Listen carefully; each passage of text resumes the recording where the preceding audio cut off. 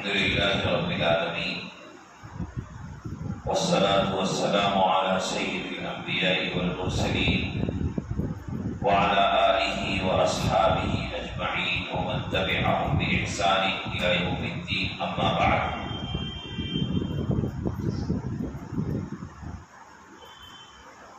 وعن عبد الله بن عمر رضي الله عنهما أن رسول الله صلى الله عليه وسلم قال: ما حق امرئ مسلم له شيء يوصي فيه يبيت ليلتين إلا ووصيته مكتوبة عنده، متفق عليه.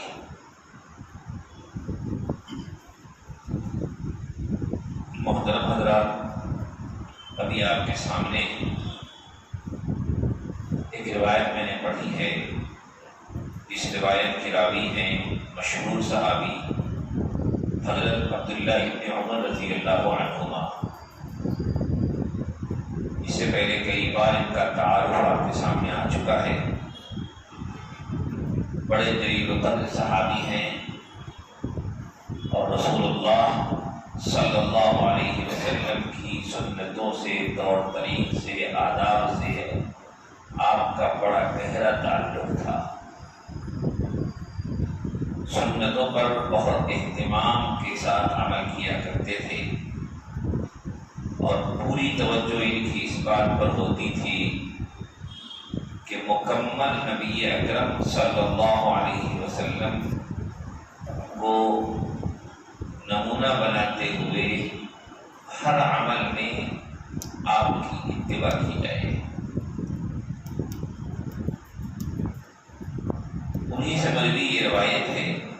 اس روایت کا تعلق ایک اہم مسئلے سے ہے جس کو وصیت کہتے ہیں.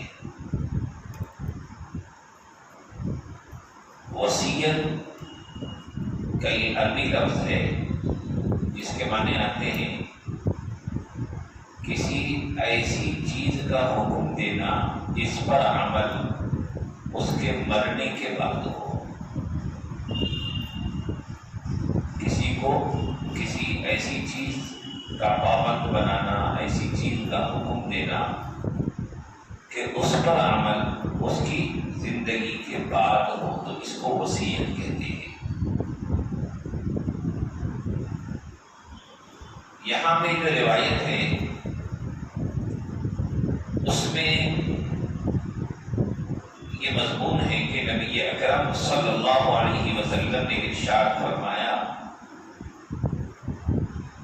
کہ کسی مسلمان کے پاس کوئی چیز وصیت کے قابل ہو تو اس کے لیے یہ درست نہیں کہ 2 راتیں اس حال میں گزریں مگر یہ کہ اس کی وصیت اس کے پاس لکھی ہوئی ہو. گویا کہ اس کے ذریعے یہ تعلیم دی جا رہی ہے کہ ہر انسان کے پاس اس کی وصیت لکھی ہوئی ہونی چاہیے. بغیر لکھے 2 رات بھی نہیں گزرنی چاہیے. اور مسلم شریف کی روایت میں کہ 3 رات بھی نہ گزرے لیکن اس کے پاس وصیت لکھی ہوئی موجود ہو. عبداللہ ابن عمر رضی اللہ تعالیٰ عنہ جو اس روایت کے راوی ہیں وہ کہتے ہیں کہ جب سے میں نے یہ فرمان سنا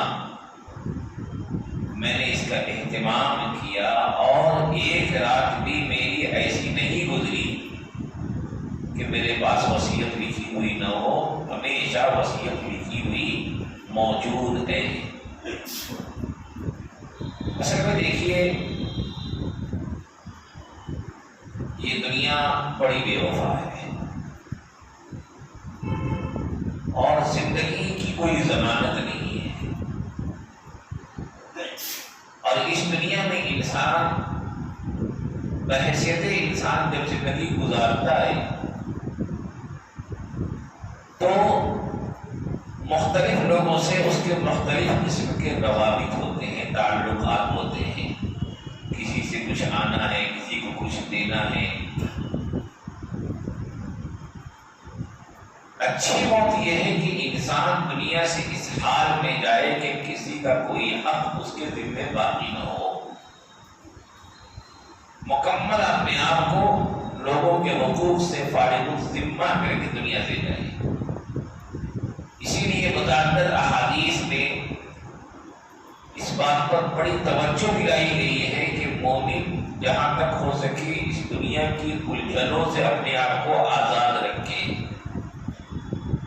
اور ہر وقت اپنی موت کی تیاری میں رہے۔ اور تیاری تو یہی ہوتی ہے کہ انسان جانے سے پہلے اپنے مسائل کو حل کر لے، مسائل کو الجھا ہوا نہ رکھے، کیونکہ کس وقت بلاوا آ جائے، کس وقت اجل آ جائے یہ کسی کو پتہ نہیں۔ تو فارغ الذمہ جانے کا راستہ یہی ہے کہ انسان دنیا میں الجھنوں کو کم سے کم پالے اور جو بھی مسائل ہیں ان کو حل کر لے، لوگوں کے حقوق ادا کر لے، اپنے آپ کو فارغ الذمہ رکھے۔ اسی لیے نبی صلی اللہ علیہ وسلم نے یہ تعلیم دی کہ دیکھو جب شام ہو جائے تو صبح کا انتظار مت کرو، صبح ہو جائے تو شام کا انتظار نہ کرو، کیونکہ وہ شام وہ صبح تمہاری آخری ہو سکتی ہے۔ موت کسی کو بتا کر نہیں آتی۔ صحت کے زمانے میں مرض کے زمانے کے لیے تیاری کر لو اور مرنے کے بعد کی زندگی کے لیے اپنی اس زندگی میں تیاری کر لو۔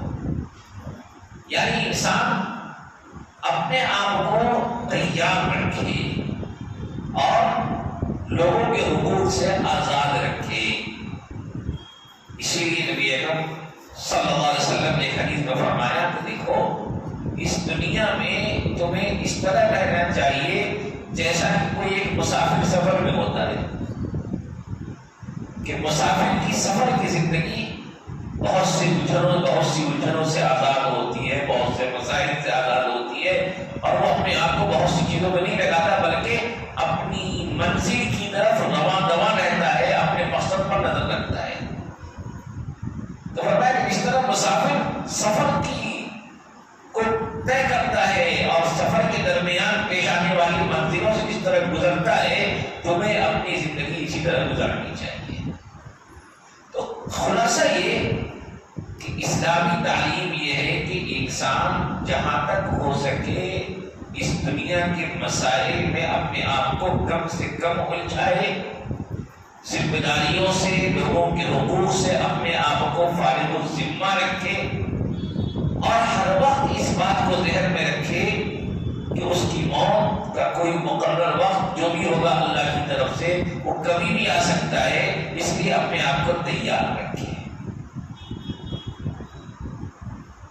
اور جو لوگ اس پر توجہ رکھتے ہیں وہ الحمدللہ اس میں کامیاب ہوتے ہیں، لیکن پھر بھی انسانی زندگی میں انسانوں کے درمیان رہتے ہوئے مختلف قسم کے حقوق، مختلف قسم کے معاملات، مختلف قسم کے تعلقات انسان سے جڑتے ہیں۔ اس کی وجہ سے کسی سے کچھ لینا ہوتا ہے، اسے کسی کو کچھ دینا ہوتا ہے اسے۔ اب اگر اچانک موت آ جائے اور یہ چیزیں لکھی ہوئی نہ ہو، تحریر میں نہ ہو، کسی کو معلوم نہ ہو، تو پھر بڑے مسائل پیدا ہوتے ہیں، لوگوں کے حقوق کی ادائیگی دشوار ہو جاتی ہے۔ وارثین چاہتے بھی ہیں کہ لوگوں کے حقوق ادا کر دیے جائیں، قرضے ادا کر دیے جائیں، کسی کا کچھ باقی ہے تو ادا کر دیا جائے، تو وہ ادا نہیں کر پاتے۔ اسی طریقے سے اس کی بہت سی چیزیں لوگوں کے ذمہ رہتی ہیں جو اس کے انتقال کے بعد وارث کی ملکیت میں منتقل ہو جاتی ہے، ان کی وصولیابی مشکل ہو جاتی ہے۔ تو ان پیچیدگیوں اور مسائل سے بچنے کے لیے اسلامی تعلیم یہ ہے کہ انسان وصیت کو لکھ کے رکھے، یعنی اپنے معاملات کو، لین دین کو، تعلقات کو، کیا لینا ہے کیا دینا ہے وغیرہ وغیرہ، ان چیزوں کو ہمیشہ لکھ کر رکھے تاکہ اگر اچانک اجل آ بھی جائے مسائل میں پیچیدگی پیدا نہ ہو، اس کے سلسلے اس کے ذمے لوگوں کے حقوق باقی نہ رہ جائیں۔ اسی لیے علماء نے لکھا ہے، اور یہ بہت تفصیلی مضمون ہے وصیت کا، کہ ایسا انسان جس سے لوگوں کے مختلف قسم کے حقوق جڑے ہوئے ہیں، اس کے ذمے مختلف قسم کے حقوق لوگوں کے ہیں، تو اس پر تو وصیت لکھ کر کے رکھنا علماء نے لکھا ہے کہ واجب ہے۔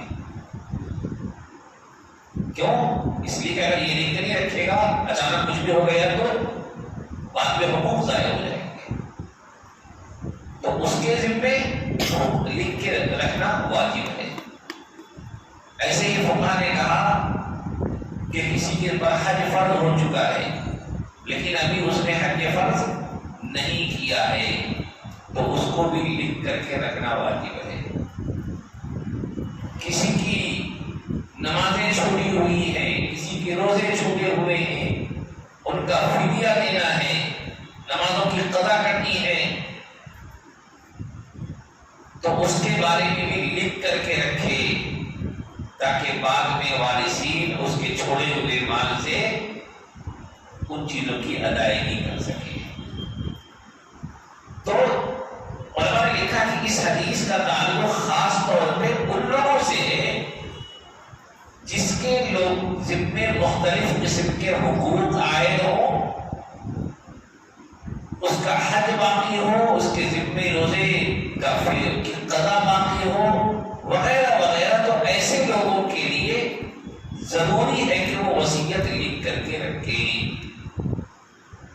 لیکن ان کے علاوہ بھی دیگر وہ لوگ جن کے ذمے کوئی اس طرح کے حقوق لازم نہیں ہیں، وہ آزاد ہیں، ذمہ داریوں سے فارغ ہیں، تو فرمایا کہ ان کے لیے بھی وصیت لکھنا مستحب ہے۔ اور وصیت میں پھر کئی چیزیں آتی ہیں، کوئی وصیت سے متعلق مختلف قسم کے احکام ہیں۔ علماء نے لکھا کہ وصیت کے مقاصد میں سے ایک اہم مقصد ضرورتوں کی تکمیل بھی ہے، کہ انسان کے انتقال کے بعد اس کی جائیداد، اس کا مکان، اس کی زمین، اس کے روپیے پیسے قرابت داری کی بنیاد پر اس کے وارثین میں تقسیم ہوں گے۔ وراثت کی بنیاد قرابت داری ہے، کہ جس کی قرابت جتنی گہری ہے، جس کی قرابت جتنی مضبوط ہے، وہ اپنی قرابت کے اعتبار سے وارث ہوتا ہے۔ بہت سی مرتبہ ایسا ہوتا ہے کہ ایک ضرورت مند نظر کے سامنے ہوتا ہے، لیکن وہ قرابت داری میں وہ غربت نہ ہونے کی وجہ سے وراثت سے وہ محروم ہوتا ہے۔ مثال کے طور پر آپ سب جانتے ہیں کہ اگر کسی انسان کا انتقال اس طرح ہو کہ اس کی زندگی میں اس کا کوئی بیٹا انتقال کر گیا ہو، اس کے پوتے موجود ہوں، تو اس کا مال اس بیٹے کی جو اولاد ہے، اس کے دیگر بیٹوں کی موجودگی میں ان پوتوں کو وہ مال نہیں ملے گا۔ کیوں؟ اس لیے کہ وراثت کی بنیاد قرابت ہے۔ اب قرابت رکھنے والے دیگر بیٹے موجود ہیں۔ مثال کے طور پر کسی کے پاس 3 بیٹے تھے، ایک کا انتقال ہو گیا، 2 بیٹے زندہ ہیں، بیٹیاں زندہ ہیں، تو اب وہ قرابت والے نہیں وراثت کے حقدار ہو جائیں گے، تو وہ مال اگلی نسل تک، پوتوں تک اس کا مال آئے گا نہیں۔ لیکن پوتے حاجت مند ہیں، ضرورت مند ہیں، تو قرابت کی بنیاد پر تو ان کو نہیں مل سکتا ہے، لیکن ان کی ضرورت کی تکمیل کے لیے شریعت یہ راستہ رکھتی ہے کہ ان کے لیے وصیت کر دی جائے، اور وصیت کے ذریعے ان کی ضرورتوں کی تکمیل کر دی جائے۔ وارثین کے لیے وصیت نہیں کر سکتے۔ آپ سب جانتے ہیں کہ ابتدائی زمانے میں قانون وراثت کے نافذ ہونے سے پہلے وصیت کا حکم تھا، لیکن جب قانون وراثت مفصل نازل کر دیا اللہ تعالیٰ نے تو وصیت کا لزوم ختم کر دیا گیا، اور نبی اکرم صلی اللہ علیہ وسلم نے حجۃ الوداع کے موقع پر تقریباً 1.5 لاکھ صحابہ کرام کے مجمع کے درمیان آپ نے یہ اعلان کیا کہ دیکھو وراثت کی تقسیم قانون وراثت کے مطابق کی جائے گی، اور وارث کے لیے وصیت معتبر نہیں، الا یہ کہ دیگر ورثہ اجازت دیں۔ علماء نے لکھا کہ کوئی انسان اپنے کسی وارث کے لیے وصیت نہیں کر سکتا، جیسے کہ کسی ایک بیٹے کے لیے خصوصی مال کی وصیت کر دے، کسی ایک بیٹی کے لیے خصوصی مال کی وصیت کر دے، بیوی کے لیے کسی مال کی وصیت کر دے، والدہ کے لیے وصیت کر دے، تو یہ سب تو وارثین ہیں، ان کے لیے وصیت معتبر نہیں۔ ہاں اگر کسی خاص مصلحت کی بنیاد پر انسان کے احوال الگ الگ ہوتے ہیں، کسی وارث کے لیے اس کو وصیت کرنا پڑ گیا اور اس نے کر دیا، اور دیگر ورثہ بھی خوشی سے اس کو قبول کر لے رہے ہیں، اس کو نافذ کر رہے ہیں، تو پھر دیگر ورثہ کی رضامندی سے وہ بات قابل قبول ہو جائے گی۔ لیکن عام حالات میں جو وارثین ہیں ان کے لیے وصیت معتبر نہیں۔ اسی لیے انہوں نے لکھا ہے کہ بہت سی مرتبہ جائیداد کی تقسیم کے بعد کے موقع پہ بعض لوگوں کی طرف سے بات آتی ہے کہ ابا نے زندگی میں کہا تھا کہ وہ تم لے لینا، یہ وصیت معتبر نہیں، وصیت معتبر نہیں۔ وصیت معتبر ہوگی اس کے حق میں جو وارث نہ ہو، وراثت میں حصے دار نہ بن رہا ہو، اس کے حق میں وصیت معتبر ہوگی، اور اس کے لیے بھی شریعت یہ رکھا ہے کہ 1/3 سے زیادہ مال میں اس کی وصیت نافذ نہیں ہوگی۔ وصیت کے لیے مقرر 1/3 مال میں اس کی وصیت نافذ ہو سکتی ہے۔ اور میں نے لکھا ہے کہ وصیت کے نافذ ہونے کے لیے جہاں یہ شرط ہے وہیں یہ بھی شرط ہے کہ جس عمل کی وصیت کیا ہو وہ جائز عمل ہو، ناجائز عمل کی یا کسی ناجائز فعل کی وصیت کیا تو وہ وصیت بھی نافذ نہیں۔ مثال کے طور پر کوئی وصیت کر جائے کہ میرے مرنے کے بعد اس کے اس کام سے کوئی فلاں کام کرنا جو کام شریعت میں بدعت کے زمرے میں ہے، گناہ کے زمرے میں ہے، تو اس کو کہتے ہیں کہ اس کو پورا نہیں کیا جائے گا۔ یا وصیت کر دیا کہ اس کے مرنے کے بعد اس کے فلاں وارثین کو مال مت دینا، بقیہ تم لوگ تقسیم کر لینا، تو یہ وصیت بھی معتبر نہیں۔ اسی طریقے سے بعض لوگ لڑائی جھگڑے میں کہتے ہیں کہ میری جنازے میں اسے شریک مت ہونے دینا، مجھ سے میرے جنازے میں اس کو آنے مت دینا۔ اور میں نے لکھا ہے کہ قطع تعلق کی وصیت یا دیگر ایسی چیزوں کی وصیت کہ جو اللہ کی شریعت کے خلاف ہو، اللہ کے قانون کے خلاف ہو اور شریعت کے مزاج کے خلاف ہو، ایسی وصیتیں نافذ نہیں ہوتی ہیں۔ تو بہرحال وصیت واجب بھی ہے خاص حالات میں، اور وصیت مستحب بھی ہے، لیکن بہرحال کامیابی کا راستہ یہی ہے کہ انسان اپنے مسائل کو لکھ کر کے رکھے، تاکہ اچانک جب موت آ جائے تو اس کے مرنے کے بعد اس کے مرنے کی وجہ سے لوگوں کے حقوق ضائع نہ ہو، اور اس کے مال اس کی جائیداد صحیح لوگوں تک پہنچ سکے، اس کا انتظام ہو سکے۔ اس لیے فرمایا کہ ہر آدمی کو اپنی وصیت لکھ کر کے رکھنی چاہیے۔ اور انہوں نے لکھا ہے کہ بہت سی مرتبہ ایسا ہوتا ہے کہ لوگ وصیت لکھ دیتے، ایک مرتبہ بیٹھ کر کے دل میں خیال آیا، بیٹھے ساری باتیں لکھ دیا انہوں نے، لیکن انسان کے معاملات میں تدریجی طور پہ تبدیلی آتی ہے۔ کل آپ کا معاملہ کچھ اور تھا لوگوں سے، چند دنوں کے گزرنے کے بعد معاملات بدل جاتے ہیں، کسی نے حق ادا کر دیا، کسی کے پیسے آپ نے دے دیے، آپ نے نیا معاملہ کسی سے کر لیا، تو انسان کے معاملات میں تبدیلی آتی رہتی ہے، تعلقات میں تبدیلی آتی رہتی ہے۔ تو میں نے کہا کہ وصیت لکھنا کرنا بھی چاہیے اور اسی کے ساتھ ساتھ وصیت پر نظر ثانی بھی کرتے رہنا چاہیے، وصیت پر نظر ثانی بھی کرنا چاہیے۔ تو بہرحال حضرت مفتی شفیع صاحب رحمۃ اللہ علیہ کے بارے میں آتا ہے کہ وہ روزانہ رات میں سونے سے پہلے اپنی وصیت نامہ کا جائزہ لیا کرتے تھے اور اس میں کیا تبدیلی کرنا ہے، کیا کرنا ہے، کیا اضافہ ہوا، کیا تبدیلی ہوئی۔ کیوں؟ انسان کا ہر دن اس کے اندر نئی تبدیلی کرتا ہے۔ آج کل ہم لوگوں کا حال کیا ہے کہ ہم لوگ ہر چیز کو یاد رکھے ہوئے ہیں لیکن جو اٹل فیصلہ ہے وہی بھولے ہوئے۔ یہ غفلت کی انتہا ہے۔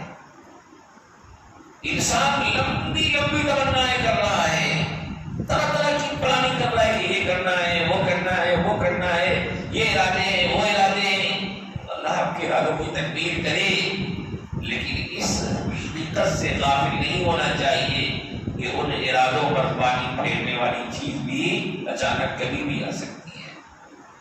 اسی لیے صلی اللہ علیہ وسلم نے ایک مرتبہ کچھ خطوط کھینچ کر کے آپ نے سمجھایا کہ یہ خطوط انسان کی خواہشات، انسان کے آنے والے اجل ہیں اور انسان کی تمنا اس سے آگے ہے۔ انسان جن کی تمنا کرتا ہے انسان کی ساری تمنائیں پوری نہیں ہوتی ہیں۔ ہر انسان جب اس دنیا سے جاتا ہے بہت کچھ ادھورا چھوڑ کے جاتا ہے، بہت سی تمنائیں اس کی ادھوری رہ جاتی ہیں۔ اس لیے بھائیوں، اسلامی مزاج یہ ہے کہ جہاں تک ہو سکے کم سے کم لوگوں کے حقوق اپنے ذمہ رکھیں اور جہاں تک ہو سکے اپنے مسائل کی یکسوئی کر کے اپنے آپ کو فارغ رکھیں، ٹال مٹول سے کام نہ لیں اور جہاں تک ہو سکے اس فکر کو شامل رکھیں کہ دنیا سے ہم اس حال میں جائیں کہ ہمارے ذمے کسی کا کوئی حق باقی نہ ہو، ہمارے ذمے کسی کی کوئی چیز باقی نہ ہو، تاکہ یہ چیز ہمارے لیے آخرت میں پشیمانی، شرمندگی اور اعمال کی ضائع ہونے کا ذریعہ نہ بنے۔ اللہ سے دعا ہے کہ اللہ تعالیٰ ہم تمام لوگوں کو صحیح فکر و عمل کی توفیق نصیب فرمائے۔ وآخر دعوانا الحمدللہ۔